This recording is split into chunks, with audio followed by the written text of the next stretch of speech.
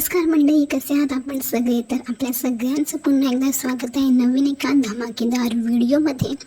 तर मंडळी, तुम्हाला थंबनेल आणि टायटलवरून कळलंच असेल की आजचा व्हिडिओ हा कोणासंदर्भात आहे ते. आणि कालचा व्हिडिओसुद्धा तुम्ही बघितला असेलच आणि माझ्या सगळ्याच व्हिडिओजला तुम्ही खूप छान असा प्रतिसाद देत आहात. तर त्यासाठी थँक्यू सो मच. तर काय मग फनाली काकू, तुमचं म्हणजे दिवसच जात नाही ना माझं नाव काढल्याशिवाय तुमच्या व्हिडिओमध्ये. आणि तुम्ही ॲक्सेप्ट केलंच की मी तुमच्यावर आता उपकार करत आहे. तुमचे टॅग लावून तुमच्यावर मी भरपूर उपकार केलेले आहेत. काय आहे ना, कुत्र्या लोकांना तुकडा टाकणं आमची सवयच आहे आणि तुमच्यावर आता मी भीक दिलेली आहे तुम्हाला. तर मस्त तुम्ही त्याचा उपयोग करून घेतलेला आहे. काय ना, तुमचा जो खरा चेहरा आहे ना, नागिनीसारखा जो डसत असतो सगळ्यांना तुमच्या शब्दाने, तर तो खरा चेहरा सगळ्यांना कळावा ना, म्हणून मी तुमचे टॅग लावते. हो, नाहीतर मला काही गरज नाही तुमच्या सगळ्या थर्ड क्लास लोकांचे टॅग लावण्याची. इथून पुढे तर आता अजिबात नाही लावणार, कारण की तुमच्यावर ऑलरेडी मी खूप सारे उपकार केलेले आहेत. तर आता उपकार मी का करू? ऑलरेडी तुम्हाला इतकी सारी भीक घातलेली आहे, तर ती छान तुम्ही स्वीकारा आणि बघा तुमचं काय भागते ते. तर मंडळी, मी तुम्हाला आधीच म्हणाले होते बघा, जशी कोमल जी आहे ती इंडियामध्ये येईल ना, तशी यांचे धपाधप असे व्हिडिओ येतील आणि तिच्या प्रत्येक गोष्टीवर नजर ठेवून हे लोक व्हिडिओ बनवत राहतील. आता तसंच सुरू आहे. ह्या 3-4 ज्या रोस्टर्स मावशा आहेत ना आपल्या, दररोज तिच्यावरती व्हिडिओ बनवत आहेत आणि स्वतःची सुद्धा पोळी जी आहे ना, तवा तापला आहे तर पोळी भाजायला काय हरकत आहे, असं या लोकांचं आहे. आता हे लोक पण त्या संधीचा फायदा उचलत आहेत. आता ह्या लोकांचा प्रॉब्लेम काय आहे ना, हे ह्या लोकांनाच माहिती नाही आहे. एकतर या 4-5 ब्लॉगर्सच्या जीवावर ह्या 4-5 रोस्टर्स जगतात आणि त्यांच्या जीवावरतीच यांचं पूर्ण कंटेंट असतं, पूर्ण चॅनल असतं आणि ह्या लोकांनाच धरून यांचे व्हिडिओज असतात. तुम्ही कधी बघितले का की यांनी ह्या 4-5 लोकांव्यतिरिक्त अजून कोणावरती व्हिडिओ केलेले आहेत? माझे व्हिडिओ ऐकून त्यांनी 1-2 जणांवरती व्हिडिओ केले होते, पण तिकडे त्यांना कोणी तुकडा टाकला नाही, म्हणून फिरून त्या परत याच ब्लॉगर्स लोकांवरती व्हिडिओ करत आहे. म्हणजे ह्या बायका इतक्या निगेटिव्ह आहेत ना, म्हणजे कोणी काही चांगलं केलं तरी यांना बघवत नाही, कोणी काही आपली कल्चर आपली संस्कृती जपत असेल तरीसुद्धा यांना बघत नाही, कोणी न्यूक्लिअर फॅमिलीमध्ये राहत असेल तरी यांचा जळफळाट होतो, कोणी जॉईंट फॅमिलीमध्ये राहत असेल तरीसुद्धा यांचा जळफळाट होतो.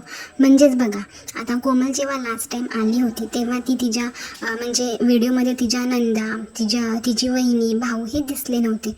तेव्हा यांनी भरभरून तिला रोस्ट केलं, तिला ट्रोल केलं, भरभरून तिच्या नातेसंबंधावरती त्यांनी व्हिडिओ बनवले. पण आता त्याच्या उलट ही तिच्या नंदांना भेटत आहे, तिचे भाऊजाई सगळे व्हिडिओमध्ये दिसत आहेत. तरीसुद्धा या निर्लज्ज बायकांना प्रॉब्लेम आहे, तरीसुद्धा या बायका तिला रोस्ट करत आहेत. म्हणजे किती निर्लज्जपणाचा गरज म्हणावा आपण.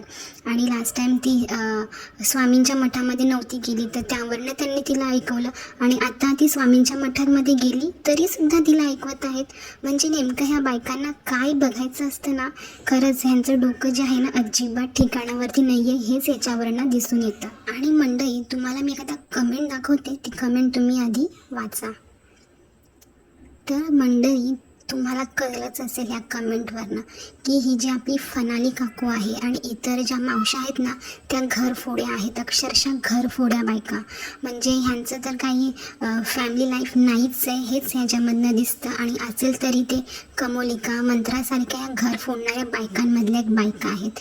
म्हणजे बघू शकता त्या कमेंटमधनंच की ह्या कोमलच्या घरामध्ये किती आग लावण्याचं काम करत आहेत. आता कोणी ओळखीचं त्यांना मिळलेलं आहे नाही मिळलेलं माहिती नाही आहे, पण कमेंटवरनं किती आग लावायची कामं ही फनाली नागिन करत आहे ना, तुम्हीच बघून घ्या मंडळी. सावध राहा, उघडा डोळे, कारण की ह्या लोकांची निगेटिव्हिटी ना, यांचे व्हिडिओ ऐकून आपल्यासुद्धा मनामध्ये उतरते आणि कळत न कळत आपलीसुद्धा पर्सनॅलिटी अशीच ह्या बायकांसारखी कुचकट किचकट टोमणे देणारी निगेटिव्ह होऊन जाते. त्यामुळे उघडा डोळे आणि वेळीच सावध राहा आणि सावरा स्वतःला आणि स्वतःच्या कुटुंबाला. आता ती नेहमी तिच्या आईकडे आल्यावरती सगळ्यात आधी ती तिच्या आईकडे जाते, त्यानंतर ती तिच्या सासरी जाते. तर याच्यावरनं सुद्धा त्या लोकांना प्रॉब्लेम आहे.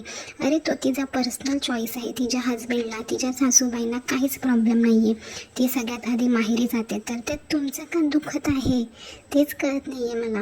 आणि तिने पूर्ण फॅमिलीसाठी वडापाव बनवला. अरे वडापाव बनवायचा की पिझ्झा बनवायचा की चायनीज बनवायचं हे त्यांचं पर्सनल मॅटर आहे, पर्सनल चॉईस आहे. तुम्हाला का प्रॉब्लेम आहे का त्याच्यामधनं की तिने वडापाव बनवला, हे बनवलं, ते बनवलं.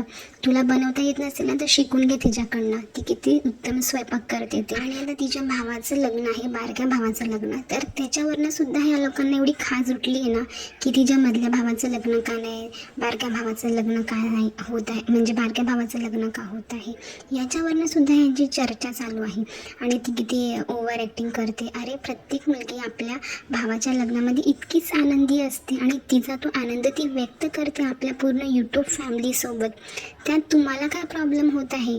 म्हणजे आपले हे जे ब्लॉगर्स लोक आहेत ना, आपलं डेली रुटीन, डेली लाईफ आपल्या पूर्ण फॅमिलीसोबत शेअर करत असतात, ते तुम्ही नाही करू शकत. कारण की तेवढी तुमची लायकी नाही आहे, कुवत नाही आहे, तेवढे गट्स तुमच्यामध्ये नाही आहेत.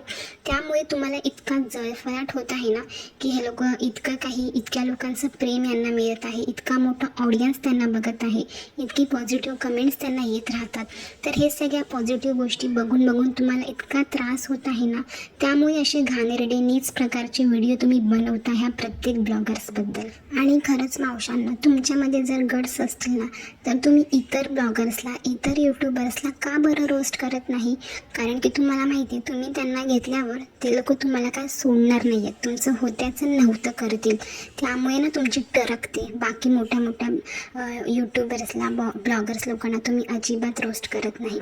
येऊन जाऊन फक्त रंजिता, धनश्री, प्रांजल शिंदे, आपली कोमल, इंडियन मॉम कोमल, या 4-5 लोकांवरतीच तुमचे व्हिडिओ असतात. कारण की तुम्हाला असं वाटतं की हे लोक तुमचं काही बिघडवू शकत नाही, काही करू शकत नाही, त्यामुळे तुम्ही त्यांच्याच नावाने नेहमी भुंकत राहता. म्हणजे किती जळावं ना एखाद्यावरती. एक तर कोमलचं आणि तुमचं काहीच असं वैयक्तिक नातंसुद्धा नाही आहे जवळचं, किंवा तुमचं असं काही शत्रुत्व नाही आहे, तुम्ही एकमेकांना बघितलंसुद्धा नसेल, तरीसुद्धा तुम्ही तिच्यावर इतकं जळता, इतके निगेटिव्ह गोष्टी तुम्ही तिच्याबद्दल तुमच्या व्हिडिओच्या माध्यमातून मांडता.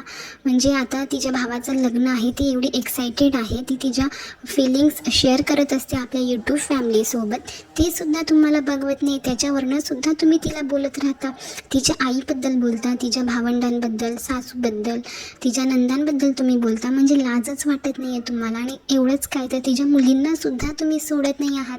म्हणजे इतक्या खालच्या लेवलला गेलेल्या बायका आहात तुम्ही. तुम्हाला म्हणजे फॅमिली म्हणजे काय तेच माहिती नाही आहे. फॅमिलीमधलं बॉन्डिंग, प्रेम, माया, आपुलकी याबद्दल तुम्हाला काहीच माहिती नाही आहे, काहीच तुम्हाला भेटलं नाही आहे वाटतं आजपर्यंत आयुष्यामध्ये. म्हणून अशा भुंकत राहता दुसऱ्यांची नावं घेऊन तुम्ही लोक. आणि काय विशेष मावशी, तुम्हाला आता लाज नाही वाटली का? दुसऱ्यांच्या व्हिडिओचे स्क्रीनशॉट काढता तुम्ही, कमेंटचे स्क्रीनशॉट काढता आणि तुमच्या कम्युनिटीला लावता. अरे वा, अरे वा. म्हणजे तुम्ही ज्या कॅरेक्टरबद्दल बोलता ते तुमचे इमॅजिनरी कॅरेक्टर असतात. आणि हे तर फक्त कमेंट होती हो, या कमेंटमध्ये तुमचं नाव, गाव काहीसुद्धा मेन्शन केलं नव्हतं, तरी तुम्हाला लागली का हो मिरची? कुठे लागली ते विचारू नका मंडळी आता. तर काय ग शिशी मावशी, लगेच कमेंटचा स्क्रीनशॉट काढला आणि तो कम्युनिटीला पण लावला तुझ्या तू.